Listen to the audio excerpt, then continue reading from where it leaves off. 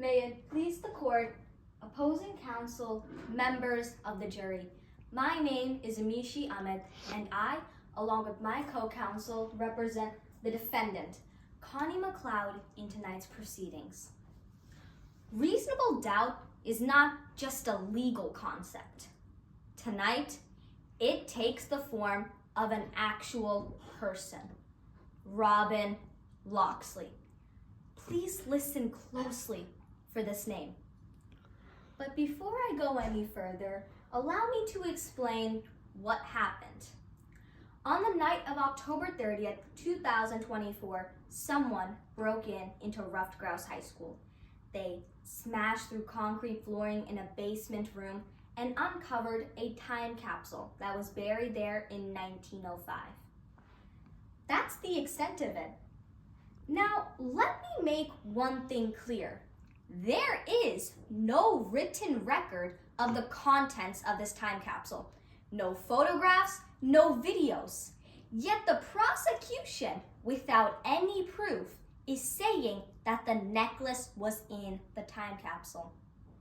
However, we know that this isn't true because the necklace was a gift from my client's grandmother to her before she began college. Nothing more.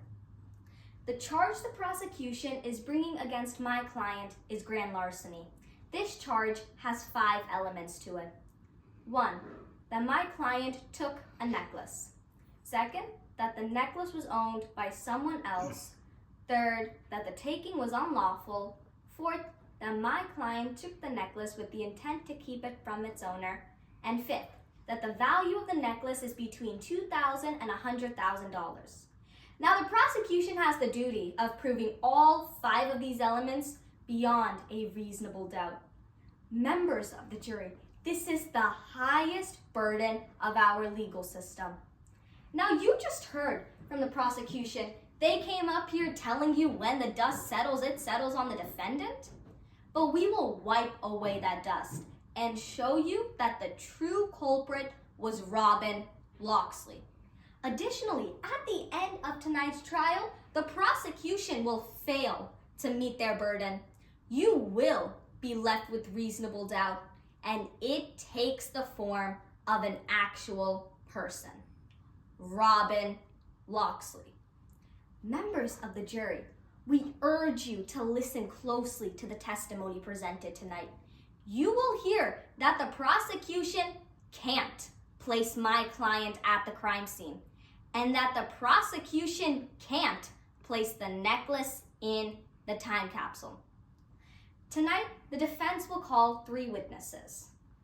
First, historian Mandy Montoya will tell you about Robin Locksley's obsession with this time capsule and their desire to dig it up on their own.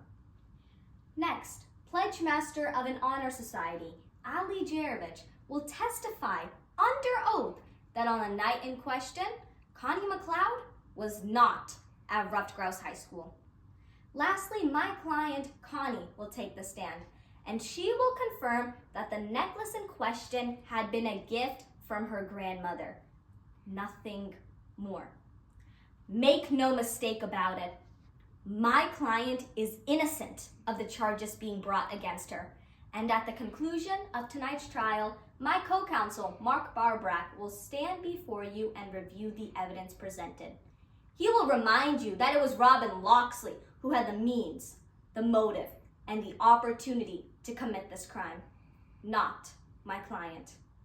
He will then respectfully ask that you return a verdict in favor of the defense, finding Miss Connie McLeod not guilty of grand larceny.